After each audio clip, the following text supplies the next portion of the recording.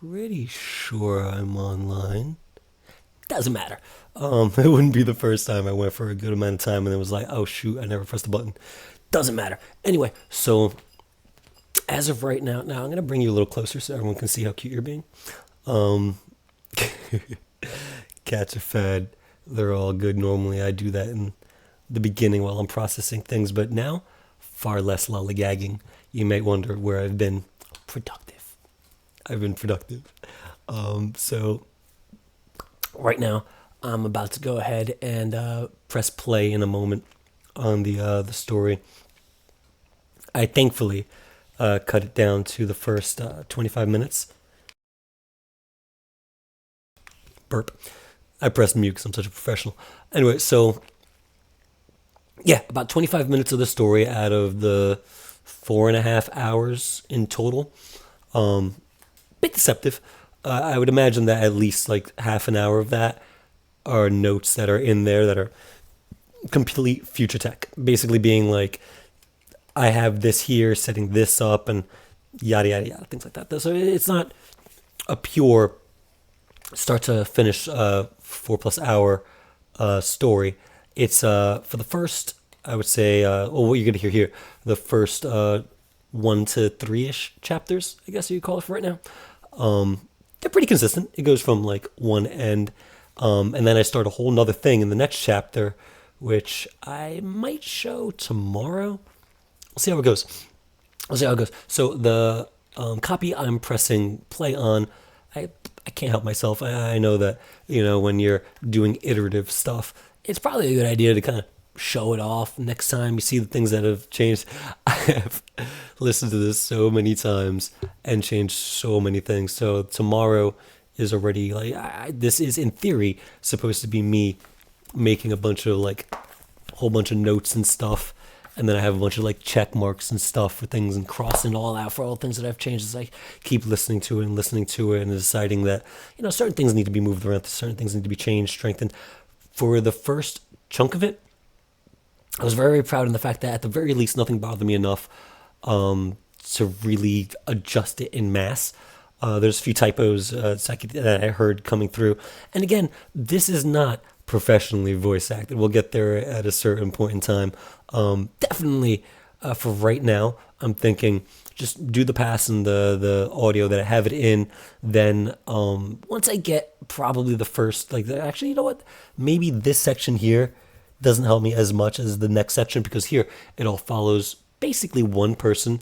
There's one male voice, but the rest of it follows a young woman, a young girl. So the differences in voices you don't really notice here. It's not really a big deal right now. Going forward, starting at chapter 4 or so, that's when there's going to be a lot more diverse groups of people talking, and I've heard it through all in the female voiceover. However, it doesn't really hit the same way. So it's fine. Like I'm listening to it, and I've heard audiobooks, of course, before, and a lot of times that may be what happens, where it's just one person speaking through the whole thing, doing the different voices for yada yada. I don't have to do that. I can do it however the hell I want because I'm just using a bunch of text to speech engines and stuff like that to kind of bang it out, just to get the vibe of what I'm doing. There's going to be sections, especially starting off in chapter 5, 4, whatever is right after this, where because they have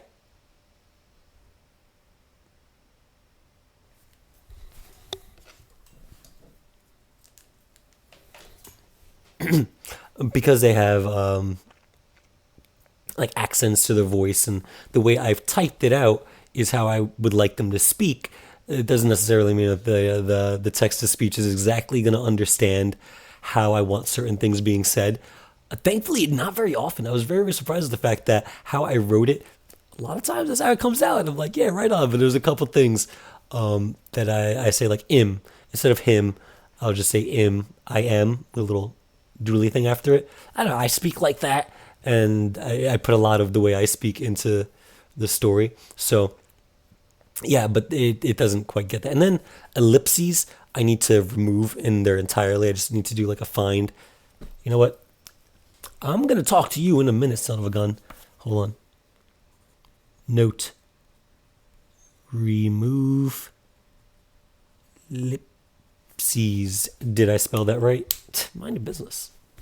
Anyway, what's going on with you, sucker? All right, let's figure out our problems. Do I need to figure out our problems? It's a little bit dark. I will note that.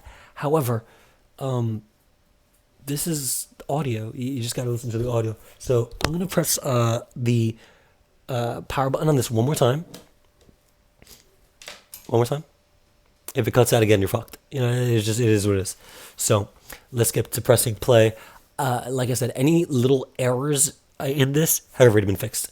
I've listened to what we're going to listen to about 5 times so far, and at least in those times, I'm satisfied. So let's get going.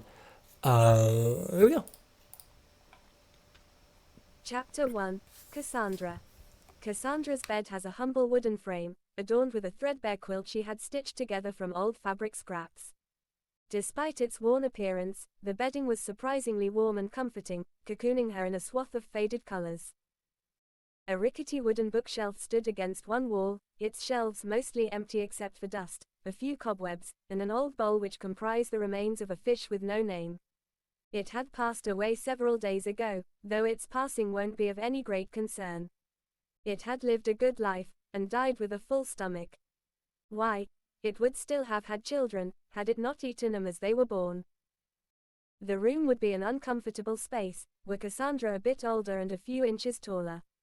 It was certainly small, with no space for even a window.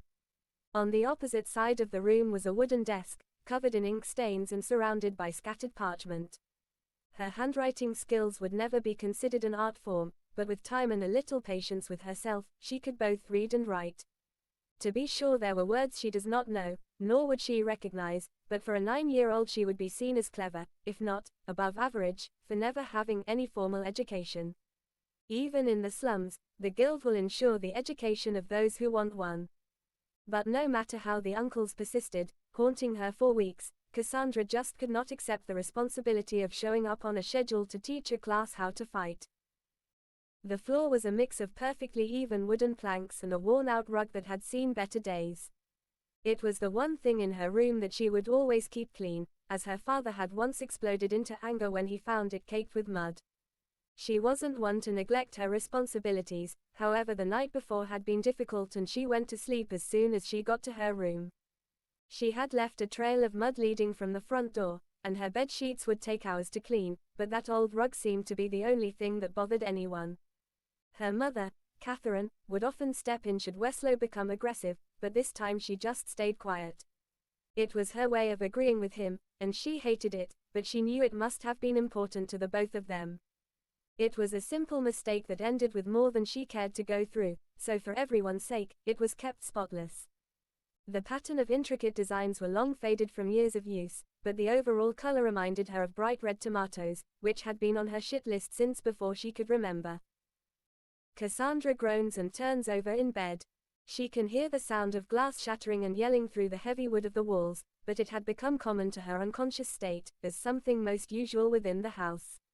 Like the cracking of logs over a fire in winter or the sound of the rain crashing upon her small cottage in the woods, it was not enough to pull her out of her dreams.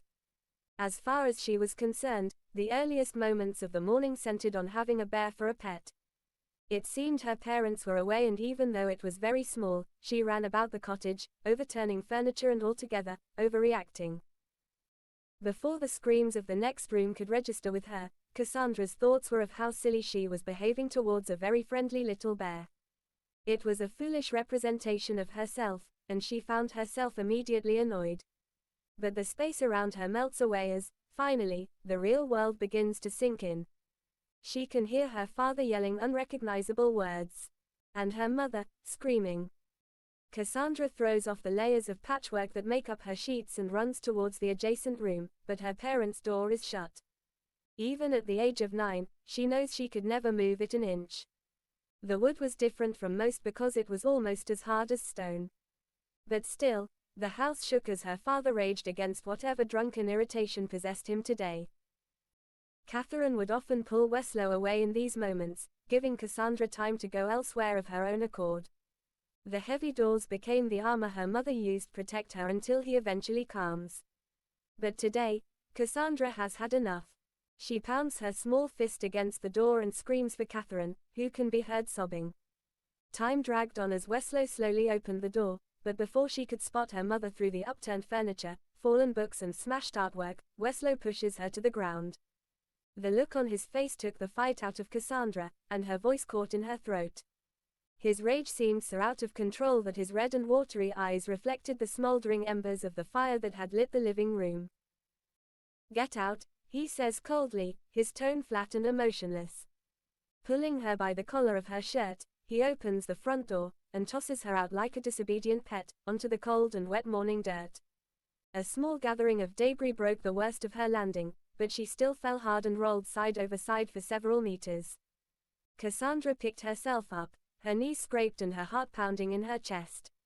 With a grimace plastered across her face, she dusted herself off as best she could. The cold, dry dust would work well enough to stop the tiny spots of blood that began to pool over the broken skin of her knees.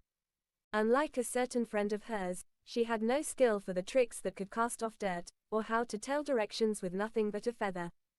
Or even the skills of her friend Yeslin, who was slow to learn most things, but excelled at mixing herbs.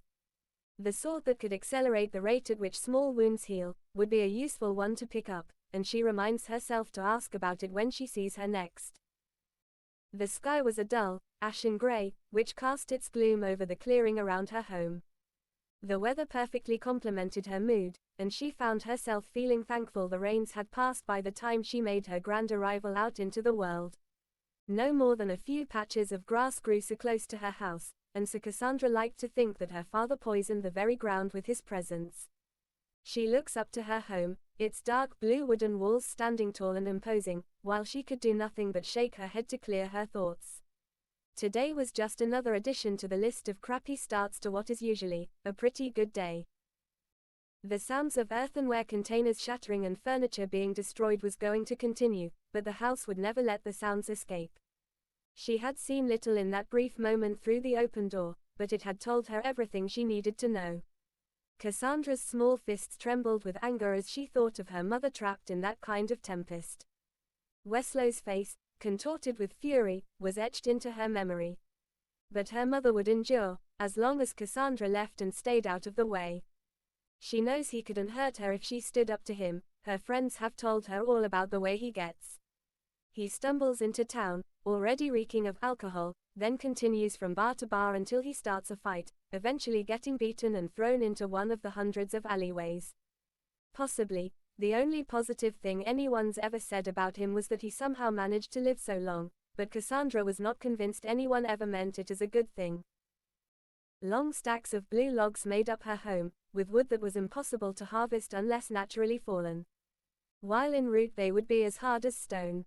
Nearly as hard as stone, meant that getting back inside would never work. It left a sickening feeling in her stomach, but if she remained inside she would only risk getting the worst of Weslow's anger. She walks to the back of her home, her bare feet atop the cold packed earth sending shivers up her spine. But fortunately or not, this wasn't the first morning of its kind, and Cassandra was ready. There were never any sounds this close to her home. The massive trees prevented any substantial breeze from passing through, and the animals seemed to avoid the large clearing of their property. No birds with their morning song ever greeted Cassandra's arrival, but at the least, there would be plenty once she got closer to the forest. After moving a few carefully placed stones, she gathers a small pack of clothes from a box, wrapped in a brown scrap of fabric, and removes a small blue knife, found several weeks ago as she traveled through the forest. She stares at it darkly, and remembers her mother making her swear to never harm Weslow, even though she thinks it would be pretty easy to catch him unaware to end both their problems at once. She made the promise with blood, but it was what it took for Cassandra to begin her training, and she would never betray her mother's trust. The tiny scar on her thumb reminded her of that much. But still, you grow stronger every day, Catherine would say, and Cassandra knew it wouldn't be long before she would put a stop to her father's nonsense. Deciding to focus on getting through the forest, she takes the knife and cuts a strip of cloth from her pack. She takes a few small blue leaves and wraps them around the wooden blade, their leathery toughness making them a suitable sheath. She had to use every resource available to her, and so her clothes were also made from the forest leaves.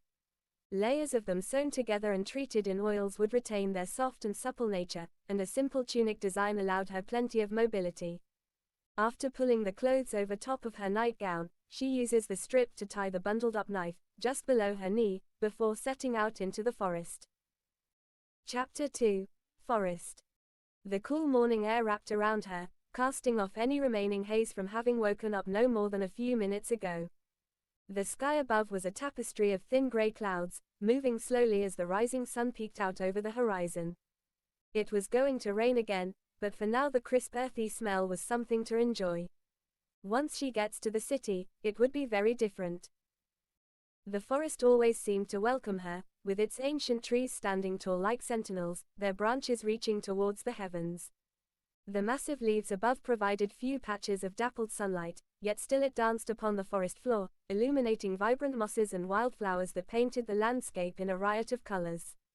With each step deeper into the woods, Cassandra's senses heightened. She could feel the coolness of the forest floor beneath her feet and let out a small shiver. Her shoes were made of the leaves of the forest, tough, thin, light, supple, and waterproof, but at the sacrifice of warmth. She decided that she would set out for a run to warm up, and Cassandra takes off into a steady, though cautious jog. The softness of the moss clung to the tiny hairs of the fior leaves that cushioned her soles. So thus far, the one thing that I have noted that I didn't add, that I keep telling myself to, and I haven't even made a note of it until just now, there's a portion later on where socks are going to be important. So I actually have to add the part where I remember that she's wearing socks. It's simple. There's a section. Did we already pass it? I'm just not even paying attention. I'm just trying to. It's like I'm not listening to the story itself. I'm listening to all the parts that aren't there that I gotta like stick in there. But anyway, there's a section where she gathers her stuff and just pulling on some socks real quick. It's not anything that's difficult to do. It's just something that I make a note of where, because someone needs to check her to see if she's alive, they're gonna check her heart rate from her ankle. And I say that they roll down the sock just below the ankle. So they pull down the sock a little bit. They put their fingers against that little soft bit on the ankle. And then they're like, cool. That's later. But as far as I know right now, I didn't write a single thing. I said that she pulls on her shoes, but I don't recall being like, oh yeah, she just tosses on a pair of whatever the fuck socks or whatever. Because it doesn't make sense in the morning because she gets tossed out and then dirt. So she would have stuff like that all packed up. That's where I got to add it. Very simple, but surprising, and it just struck out to me just now that, oops, yeah, I don't have that. But it also helped keep her steps silent. The occasional rustle of leaves, as unseen creatures scurried away, helped set her mind to task. She had learned to navigate the blue forest, modifying her path each time to evade the creatures that called this forest home. The forest floor bore evidence of their presence, tiny paw prints reminiscent of mice and larger webbed tracks that left deep, four-pronged gashes in the earth. Cassandra had adapted, randomizing her route to avoid the predictable patterns of these inhabitants. But today, a sense of unease settled within her. Her recent confrontation with Weslow still echoed in her mind, and his eyes, burning red with anger, haunted her thoughts. It was unlike anything she had experienced before. Break. There were a few tricks to getting by in the forest, and it took more curiosity than caution to figure them out. But even after years of My cat is like right there, and I'm trying to get him over here just so I can hang out with him a little bit better, but he wants to swat at my hands. So if you're curious as to what the heck this was all about, there you go. Anyway, moving on. moving through, there was always something new to discover. The smallest kinds of life seemed like a safe place to start when she first became curious, but she didn't expect that so much of her initial trips would be filled with following the lives of tiny blue-striped beetles. She couldn't stand bugs at first, and she'd get upset each time she found them in her hair or clothes, but they never seemed interested or bothered enough to bite her. They surely could, for protruding below their 3 sets of eyes were 2 sharp rows of mandibles, but it didn't take long for her to find out how they survive. For around 4 days a month the rain falls non-stop, making traveling through to town impossible. But after the great storms pass, the flood waters push the town's filth and trash into the forest, where it's broken down by creatures such as the little beetles.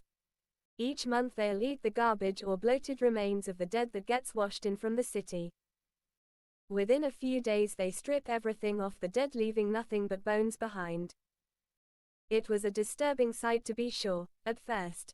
But after she learned that the various animal bones could be used for picking locks, she came to absolutely love the creepy little things. She overheard the older guild members saying that any lock worth picking will be warded against metal tools, but nothing could detect bone. That meant that each month she could collect enough to treat Yeslin and Hales, and as the few dozens bones rattled in her bag, she was eager to meet up with them. Living in the center of the Blue Forest had moments of great peace, but it also cut Cassandra off from the entire world. She has no one she can speak to, no neighbors to visit, and no food stalls to beg from. But most importantly, her friends could never come here. She needed them in her life, so she wouldn't risk them being hurt. What's more is that they cared about her just as much. They didn't act or talk the same way around her as they did with everyone else, and it wasn't just because she had saved their lives. They always make time for her, they always want to hear about her training at home, the things she discovers in the forest, and to tell her their stories too. Hales was always in the middle of some silly new problem of gigantic proportions, with Cassandra getting roped in to help. But one might be forgiven for thinking that Yeslin brought some manner of caution or maturity to the group, because for the truth of it, she was in many ways so much worse. A stolen item could be replaced, and sometimes a person may want to see Hales beaten to a pulp, but Yeslin is a lot trickier when it comes to getting what she wants. Though dangerous instances may be rare compared to Hales, it meant that when Yeslin needed help, things were already really bad. There was probably so much more than what they told her, but Cassandra understands that they have to do things to get by, and they're the sort of things they don't want her anywhere near. Over time, Cassandra found that the blue bugs seemed to respond to her. This took quite a long time to notice, but eventually, they weren't in her hair anymore. At times a large group of them would rise up out of thin air, directly in front of her path, gathering en masse to the point where she would have to find another route through. On more than one occasion she had even gotten lost, only to follow a path of beetles towards where she needed to go. Not back to their nest or back where she came from, but as though they understood her intentions and were doing their best to help. Such behavior didn't extend far beyond little bugs though, and after the sun sets there was nothing that could help. Everything about the forest was hostile at night, down to the scattered red vines that sought to expose anything unnatural to the forest that happened to stop for more than a moment. They illuminate when disturbed in places where the sun cannot reach them, and at night. They were also why cutting a path through wouldn't work. They're hard to see, and once severed, every attached section for 3 meters would instantly glow. Even if only for a moment, being exposed like that could draw out the... So as a note, meters instead of feet. What the hell's a meter? 3.3 feet. I know that because I worked at Radio Shack. Are they even still in business anymore? And they sold, like, the number one thing we sold day to day was replacement cords for, like, iPhones. And on them, it would say 1 meter, 3.3 feet. And I was like, damn, now I know that. But I have to put that knowledge to work here because, it's just people know meters more than fucking feet. What am I going to do about that? The worst kind of attention. With the light still piercing through the trees, this would be among the last chances she gets to be still until she reaches the other side of the forest. Squatting down to steady her breathing after her run, she closes her eyes and to recall the events of that morning. Weslow reeked of alcohol, and there were some signs that he was recently in a fight. His shirt was torn, with a few dried brown blood stains trailing down his chest. He had some fresh bruises around his eyes and lips, too. He got beat up, she whispered aloud. He's so fucking pathetic. There were times when his rage seemed to stem from something less clear though. Times when everything seemed fine, but her mother would send her away, sensing something must be off with Weslow. Those times were by far the worst.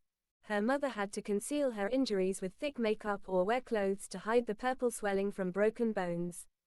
She never went anywhere, but she would still put on a show as though Cassandra couldn't tell what was wrong. Even if Cassandra couldn't tell by looking, her mother had never missed an opportunity to train her when she asked, which she did every single day. It would show in Catherine's movements, or if she only used one hand to fend off Cassandra's attacks. There was no way to comprehend it fully. Her mother had been training her in self-defense since the age of 4, and now, on the cusp of her 10th birthday, Cassandra knew she possessed the strength to defend herself. Her mother had no reason to endure such abuse. She could overpower Weslow effortlessly. Shaking off her contemplation, Cassandra became acutely aware of the need to press on. There was nothing left for her back home right now. With renewed determination, she resumed her journey, knowing she had no more than a half-hour's time until she reached the outskirts of the slums. Getting lost, add detail. Finally, a glimmer of familiarity emerged. As you can hear, this is the part where she gets lost, and I would like to add more detail. That's what that little note was. There's some times when, before I got this all audio booked out, I would read things and I have a lot of stuff in there that are just notations for me to then turn into just more stuff. But then when I heard it spoken out loud, I was just kind of like, oh, that doesn't seem bad. Like just reading it, I'm like, I hate where that is. But then hearing it like that, I'm like, oh, it just kind of, you just gotta flow with it. It's not that bad. It doesn't seem like it's so out of place as much as when I was just purely reading it. So there's that. A small stream she had previously crossed farther to the north.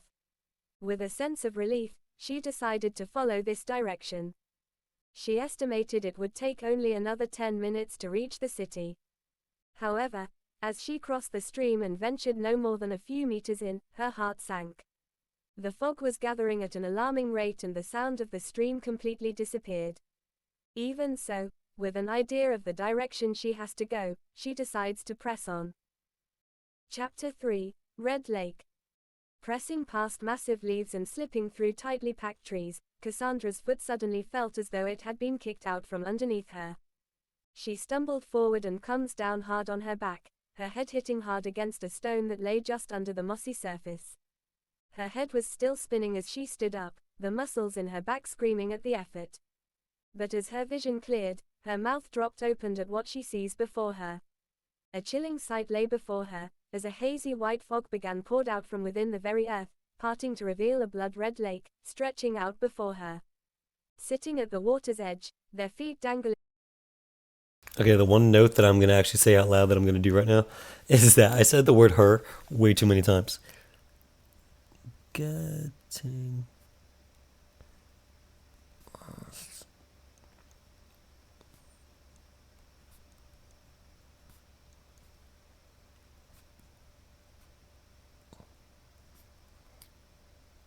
There you go, that's a note. Actually, I have to note it as a note, and then I can actually look back. Anyway, so note, getting lost, you say her way too many times. Thank you. I agree. I completely agree. Fix that. Below the surface was a boy not much younger than Cassandra. An instinctual urge to call out a warning surged within her, but she immediately clamped both hands over her mouth, muffling any sound. She dropped to her knees, keenly aware of the stillness that enveloped the water's surface. Something was terribly wrong. Ensuring she remained hidden, Cassandra maneuvered side to side, inch by inch, cautious not to disturb the individual vines beneath her feet for too long, until she found better cover. Minutes ticked by in eerie silence, and just as doubt started to seep into her thoughts, the piercing sound of a man's voice shattered the tranquility of the surroundings. It came from across the lake, so Cassandra took that moment to scramble over to the closest tree that could afford her a better and safer view.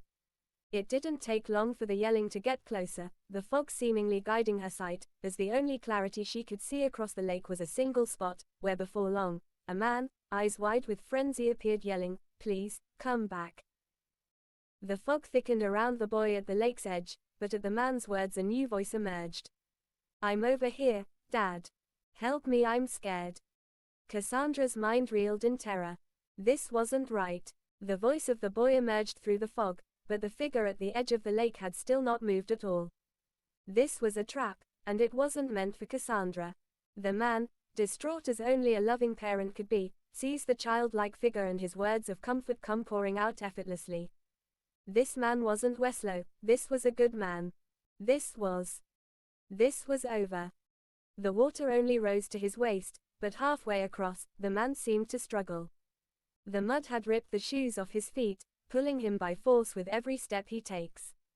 He stops for only a moment, his energy draining rapidly. He still calls to the child, still yelling words of comfort. You'll never have to be scared again. I will get you home safe. I will save you. But he has stopped for too long, and now the vines within the water begin to explode into radiant light. The water begins to swirl around, and from within the whirl emerges the form of a woman, her body dripping the glowing red water of the pond as though it were blood off the fangs of a beast. Cassandra was frozen, her eyes widening in horror. She wanted to scream, but the sound was lost to her as the billowing in white cirrocumulus wisps threatening to pull Cassandra in with its force. Within seconds the fog had gathered into a sphere, encapsulating the man and now lifting him above to. Okay, another quick note. Is a pond the same thing as a lake? I think lakes are bigger than ponds, but then at the same time, is it so drastically different? I don't know. I'm gonna have to look into that and maybe fix that. That's why I put like a fix pond question mark. So I'll check that out. Water to stand at equal height with the creature. Run! Every fiber of her being screamed at Cassandra, but she couldn't. The fear had its grip. Run! Again the words tore through her mind, but it made no difference. The maddening dance of mist began to rip at the man, slicing away chunks of his flesh as his screams burned into Cassandra. Clasping her hands over her ears did nothing to silence his agony, but the sound was enough to return a fraction of her senses. Looking down, she sees that the red vines had wrapped tightly around her left ankle, and were beginning to give off a light that drew her into the depths of despair. Panic surged through her and her entire body was trembling while the light continues to spread, as if to say, "You're next." She takes the small knife off her leg and managed to quickly cut herself free, not caring in the slightest that she sliced herself in the process. Her last glance back came as a matter of instinct, and what she saw would never fade in its clarity for the rest of her life. The vortex of fog was filled with blood. The man was nothing more than the gore within, save for one thing. The sphere lifts above the creature's form and bursts, its arms stretched above its head in welcome as the blood rains down upon it, and within its hands was the man's heart.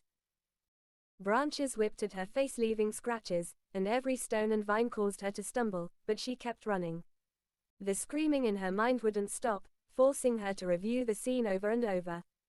The warmth of the man's voice calling for his child, the screaming, the way the creature seemed so close to her kind, the sound of the blood bursting forth and splashing into the lake. There was no order to what happened, just relentless flashes with increasing clarity for every instance that played on repeat. The man's face agonizingly contorted in pain, the creature's black eyes twisted up into an expression of ecstasy, and now she sees, his heart had still been beating even while the rest was ripped apart. She didn't stop running until she could see the trees returning to the brown that indicated the worst was behind her. She could now feel the wetness of the blood on her face as she touches her cheek, but though the damage wasn't significant, the sight of her own blood returned her to that moment. The damp earthy smell in the air around the lake, the vines with their red glow, and now the blood on her hands, that may not even belong to her. With her flight of survival flooding her mind, she had relaxed for only a moment before the memories came flashing back into her reality. Clenching her hand to her mouth, she couldn't stop her body's violent reaction. The vomit pushed through her fingers and the tightness in her stomach forced her to her knees. Releasing the rest of her sickness took the air from every inch of her lungs, and she rolled on the ground, thrashing her filth-covered fingers against her throat, wordlessly pleading for air to return to her. The light begins to fade from her eyes, but she has just enough sense left to hear the sound she needed. "Fuck. Kid. No. What the fuck happened to?" And despite the rest of the words fading into oblivion, Cassandra, tears streaking down her face, managed a small smile before losing consciousness. There you go. So we got for now. I could definitely keep going on that, but even that first, that's chapter 1 to 3, and I see now that it starts chapter 4.